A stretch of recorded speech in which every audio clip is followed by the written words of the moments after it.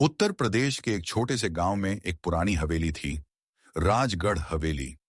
लोगों का कहना था कि वहां पिछले 50 सालों से कोई भी जिंदा वापस नहीं लौटा। रात में उस हवेली से औरत की चीखें, पायल की झनकार और किसी के रोने की आवाजें आती थीं। गांव के लोग दिन में भी उस ओर नहीं जाते थे। पहला दिन, शहर से 4 दोस्त, रवि, सोनिया, इमरान और पूजा, एडवेंचर के शौकीन थे। उन्होंने तय किया कि वे उस हवेली की सच्चाई जानने जाएंगे। रात के 12 बजे वे टॉर्च और कैमरे लेकर हवेली पहुंचे। हवेली टूटी दीवारों, झूलते दरवाजों और मकड़ी के जालों से भरी थी। जैसे ही रवि ने दरवाजा खोला, कर क, क, क, की डरावनी आवाज गूंजी। अंदर की हवा ठंडी थी, जैसे वहां कोई सांस ले रहा हो, पर दिखाई नहीं दे रहा। दूसरा दिन, हवेली के अंदर एक पुरानी तस्वीर मिली।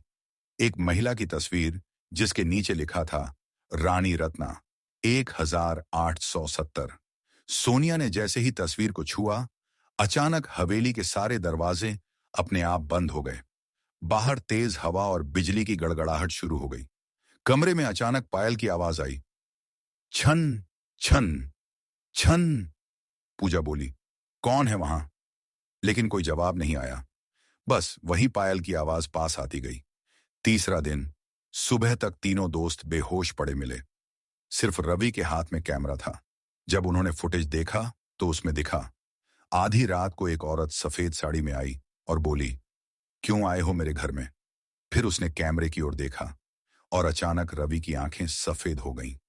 कैमरा गिरा और वीडियो वहीं खत्म हो गया। गांव के बुजुर्ग की कहानी। गांव के बूढ़े पंडित ने बताया, रानी रत्ना कभी इसी हवेली में रहती थी। उसके पति ने उसे धोखा दिया और उसने हवेली में खुदकुशी कर ली। मरते वक्त उसने कहा, जो भी मेरे घर में कदम रखेगा, उसका अंत मुझसे बुरा होगा। अंत, रवि, सोनिया, इमरान और पूजा, चारों का आज तक कोई पता नहीं चला। लोग कहते हैं कि रात में हवेली से अब 4 चीखों की आवाजें आती हैं, एक मर्द और 3 औरतों की, और रानी रत्ना की आत्मा अब भी वहीं कहती है, क्यों आए हो मेरे घर में?